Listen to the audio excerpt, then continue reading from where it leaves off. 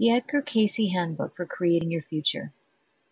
Mark Thurston and Christopher Fazel are the author.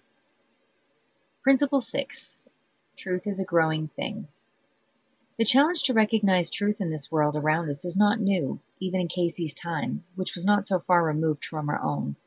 It was hard to know what one could believe in. Economic uncertainties, changing social values, threats of war were at least prevalent, or at least as prevalent in the 1920s, 30s, 40s as they are in these final years of the 20th century.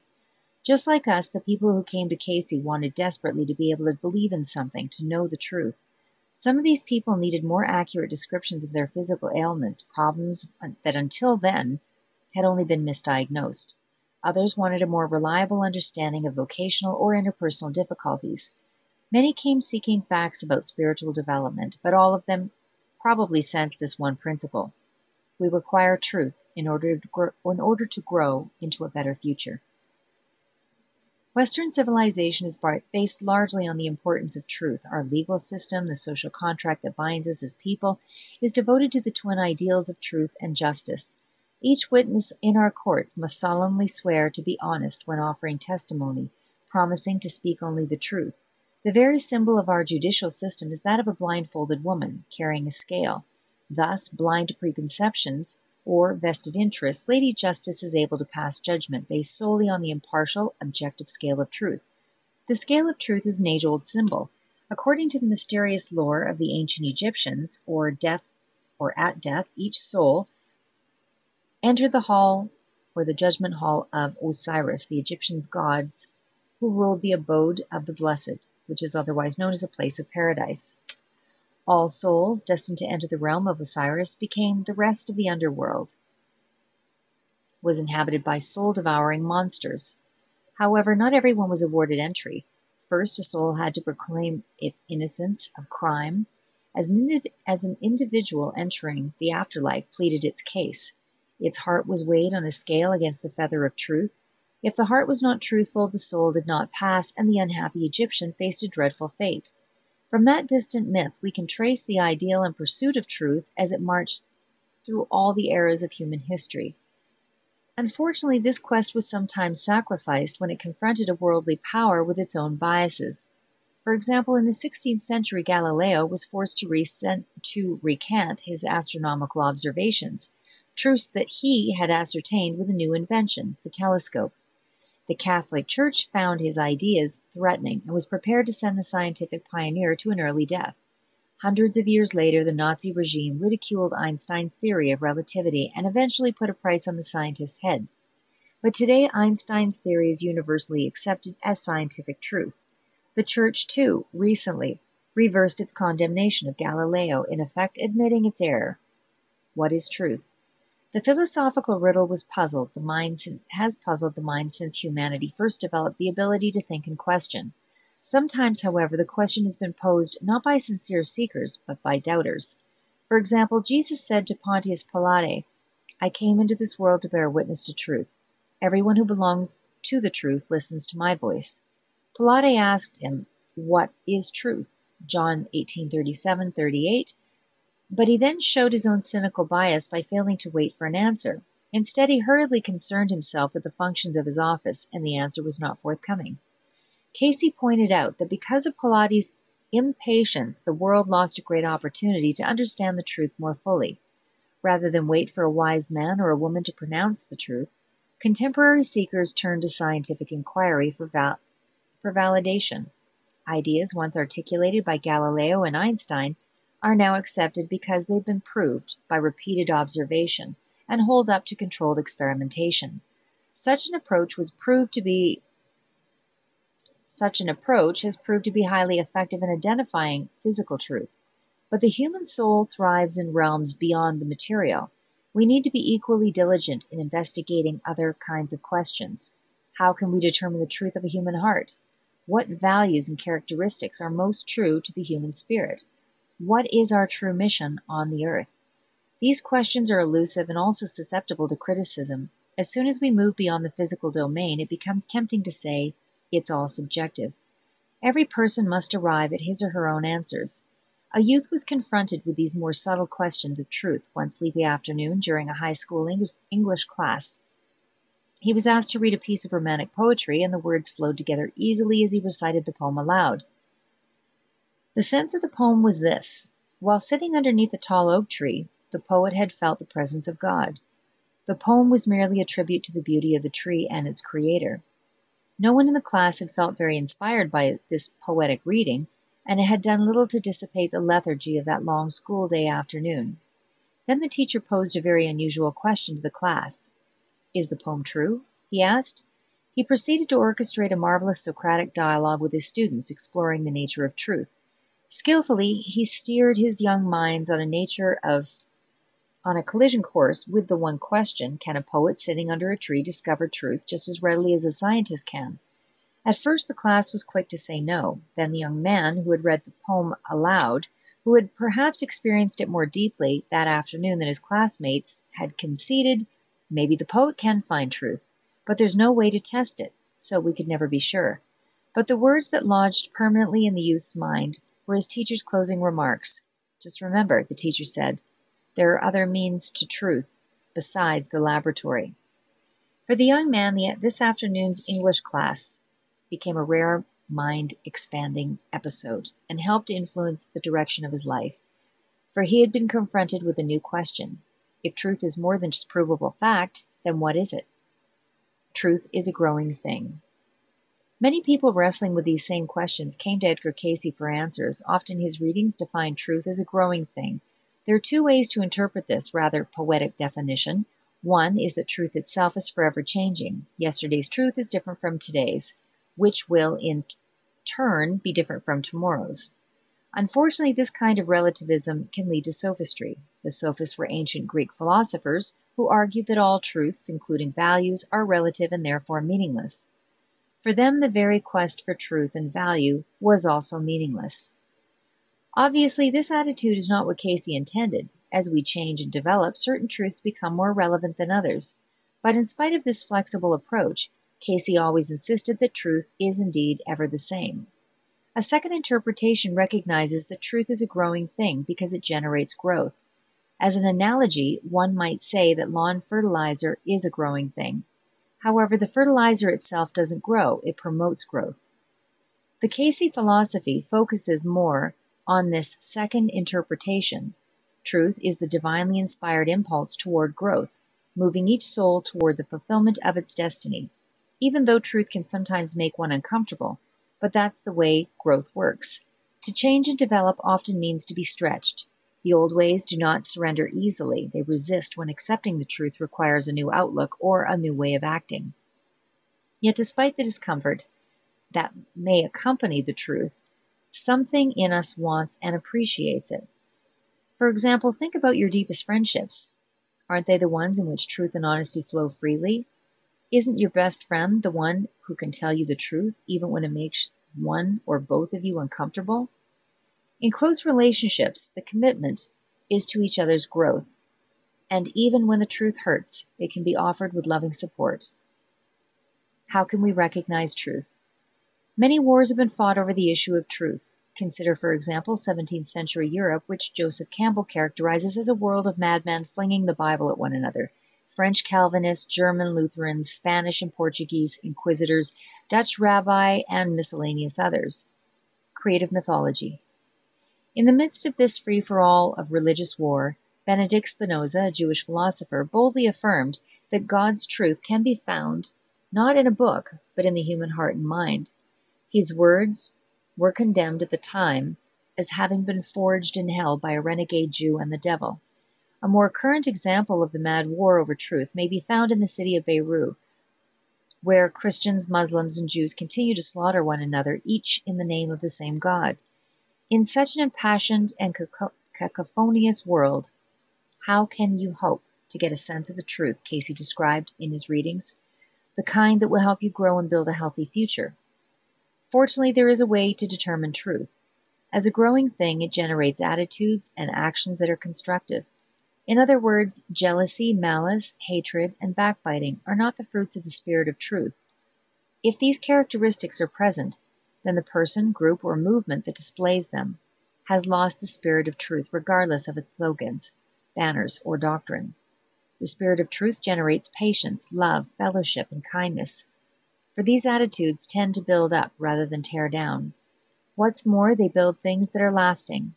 When truth is active, growth is irrepressible, with sometimes amazing results. The power of living for truth is illustrated in the story of Jamie Escalante, whose work was made known by millions in the popular movie Stand and Deliver. In 1982, he began teaching mathematics in Garfield High School. At that time, the school, characterized by violence, vandalism, and an appalling scholastic record, was a genuine microcosm of the social dilemmas plaguing the barrios of East Los Angeles. Escalante took on the challenge of raising the performance level at the school. Many times he had to be firm and he had to commit to what he saw as truth in education. His primary tools for living that truth were enthusiasm, encouragement, and a genuine love for his students. By the end of the year, 18 members of his top class passed the Advanced Placement Calculus exam, one of the toughest mathematics tests in the country. In fact, they passed with such flying colors that the testing authorities suspected cheating. Only when the students were tested a second time was their extraordinary achievement acknowledged. One teacher's commitment to truth, as he saw it, produced extraordinary growth in the lives of many teenagers, and this pattern actually increased in the years that followed. In 1987, a total of 87 students passed this difficult calculus test. Power of the lie. Unfortunately, the kind of noble truth exemplified in the work of Jamie Escalante is not manifested everywhere with such purity. As Cayce sometimes put it, even though the truth always derives from one source, souls with free will can manipulate the truth into half-truths, which become lies. In fact, in the material world, the influence of lying is very strong. The ancient Persian prophet Zoroaster understood this power when he named the force of evil Angra Mainyu, which means the deceiver. What is a lie? It's an action or a word, or even silence itself, that accompanies the intention to deceive. Often this deliberate deception is practiced in order to gain power over another. In 1938, as Hitler was simultaneously persecuting Jews and building up his war machine, Albert Einstein published an article in Collier's magazine entitled, "Why Do They Hate the Jews?" The article began with the following ancient fable. A shepherd boy said to a horse, "You are the noblest beast that treads the earth. You deserve to live in untroubled bliss, and you would enjoy that fate if it weren't for the treacherous stag. He and his kind are deliberately stealing from you what is rightfully yours. His faster pace allows him to get to the water holes before you. He and his tribe drink up all the water while you and your children are left to thirst. Allow me to lead you," said the shepherd boy, "and I will deliver you from your unjust and threatening situation." The horse, blinded by his own hatred and envy, yielded to the lad's bridle. Then he lost his freedom and became a slave. Einstein used this parable to illustrate the power and the purpose of lies. The shepherd boy represented the group or clique that used flattery and accusation to gain power over the German people, symbolized by the horse. The stag in Einstein's story represented the Jews. However, any person or group can play the role of a scapegoat. In other words, the stag represents the victim of the lie. But the perpetrators of the lie are both the shepherd boy and the horse. The boy whispers the words, but the horse allows his envy and fear to compel him to accept the lie as truth. In continuing this article, Einstein warns that each of us has played the part of the horse at one time or another, and that we are in constant danger of playing it again. Lying is not something we do only to each other, we also lie to ourselves. Sometimes we practice self-deception through delusions about our own importance. Other times we rationalize our behavior, blaming anyone or anything else for our problems because we don't want to take responsibility for what happens to us. We see ourselves as innocents, while evil guys proliferate in our imagination. Whenever we're in this frame of mind, we can be sure that we're listening to a whispered lie and playing the part of the horse in Einstein's parable. What a tangled web. In the long run, lying never succeeds. According to the Cayce material, only truth has permanence. It alone is eternal. While everything born of falsehood is destined to pass away, deceit, whether to ourselves or to others, always catches up with us eventually. That universal law is captured in the aphorism, "Oh, what a tangled web we weave," when first we practice to deceive. Or put in a more positive way, always tell the truth and you'll never have to worry about your memory. Lying is hard on the mind and body. It takes a toll. While truth is a growing thing, lies are destructive, warping the mind and even the physical body. The popular fairy tale of Pinocchio touches on this danger. Every time Pinocchio told a lie, his nose would lengthen. In other words, a heavy diet of lying actually shapes a person's physiognomy, as when we speak of shifty eyes or a dishonest face. There is a story about Abraham Lincoln trying to fill an appointment to an important government post. His advisors had selected a man who seemed to fit the bill perfectly. After listening to an impressive list of qualifications, Lincoln rejected the man, saying, "I don't like his face." Exacerbated, his advisors said, "Mr. President, a man can't choose his face." Lincoln replied, "Gentlemen, I disagree. By the time a man is 40, he's responsible for his face." The point here, obviously, is not one of physical beauty, but of character, which Lincoln believed could be perceived in one's facial expression. See the truth by being the truth. Truth is not a commodity that you discover and then stick in your purse or pocket, nor is it for sale on the open market. Knowing the truth is possible only when one lives as truthfully as possible. In practical terms, this means just one thing: tell the truth, be honest. No doubt exceptions to this rule come to mind. You can probably think of a hypothetical situation where it seems best to lie in order to save a life, spare someone's feelings, or further a high-minded cause. But don't get too caught up in the imagined circumstances. What would happen if you spoke and acted truthfully in every one of your real-life situations? Of course, you may need to be tactful and sensitive with your words and deeds, but if you look carefully at each situation, you're likely to find that truth will deliver the best results in the long run. Honesty will provide growth. This is sound advice from the Cayce material. However, it isn't always easy to recognize how to live it. Life often becomes difficult tests. For example, suppose you face this kind of real-life dilemma. It's a hot, sticky summer evening. You're exhausted. You wait in a lineup at a major airport terminal. You're returning on a Sunday from a week-long trip, really looking forward to Monday as a day of recuperation at home before returning to work on Tuesday. But something is amiss. The flight is overbooked, and when you get to the check-in counter, you're informed that many passengers with reservations won't be able to get on the flight. Priority will be given to those who really must get to their destinations because of their commitments for Monday morning. Then the question from the gate attendant is addressed to you. Do you have to be at work on Monday, or can you give up your seat and fly out tomorrow? How should you respond? Do you tell the literal truth, or slip in a little white lie that ensures your seat on the flight for Sunday evening? What does it mean to be honest in a situation like this one? Is it possible to be truthful with the facts while being dishonest about your authentic needs? There is no easy answer to a quandary like this. Each person must decide what would be the most truthful thing to do. Whether or not you're an airline traveler, you probably face hard choices like this one quite regularly. Questions of truth confront us continually. What is true, genuine, and reliable in the world around us? And what does it really mean to be truthful and honest to oneself? Perhaps the best principle to keep in mind as we make these decisions is the truth is a growing thing. Be willing to live truthfully, even though the growth of a truth may sometimes stretch you and make you uncomfortable. Here's the exercise. Live one entire day as truthfully as you can. Catch yourself if you start to exaggerate in conversation with people. This temptation to lie may be the strongest in your relationship with yourself. Make a special effort to achieve internal honesty. Don't mask your needs or intentions. Speak and act with tact and sensitivity, but attempt to be as honest as possible and be truthful with yourself. For example, in your own mind, avoid blaming others for your difficulties. At the same time, eliminate deceitful statements that you may silently express to yourself, words that deny your authentic talents and self-worth. Watch for the growth that happens as you try to live truthfully. End of Principle 6. Principle 7, next chapter. Evil is just good gone wrong.